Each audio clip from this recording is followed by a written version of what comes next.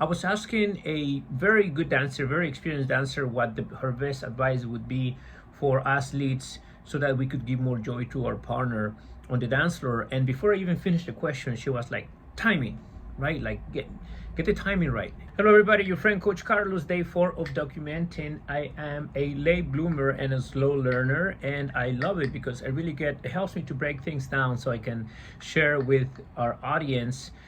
I am very interested in teaching musicality to our clients, and like everything else, the more I study it, the more I realize how little I know about it, which is also cool, because then the fun can continue to compile or compound, right? And then we have a big reward as we learn and apply. So I didn't know this, but there's different kinds of salsa: salsa brava, salsa gorda, salsa romantica, and all these different genres. It's cool and all, but at first I really recommend counting, right, as you're dancing, because the musicians count and we are in their territory when we're dancing, so to speak.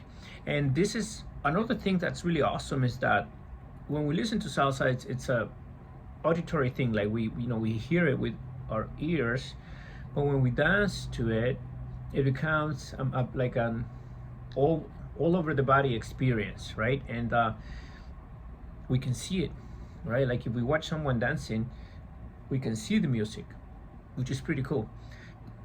And if we do it, we can feel it, right? More senses get involved. But just to keep it simple, count when you're learning to dance. Count to the beat. There's some simple and cheap apps out there. You can even get it for free on YouTube probably, that helps you to more easily find the beat, find the numbers to the salsa song. I really recommend that.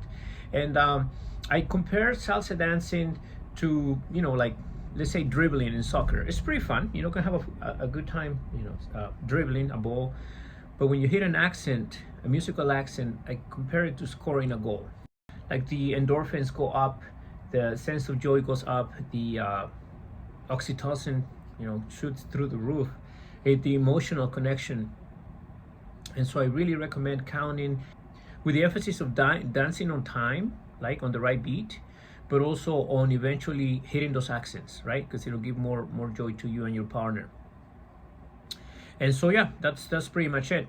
I was asking a very good dancer, very experienced dancer, what her best advice would be for athletes so that we could give more joy to our partner on the dance floor. And before I even finished the question, she was like, timing, right? Like get the timing right, and it's gonna make a big difference. And I agree with it, right? It's like I've seen it before, but it was nice to hear it coming from another instructor, right?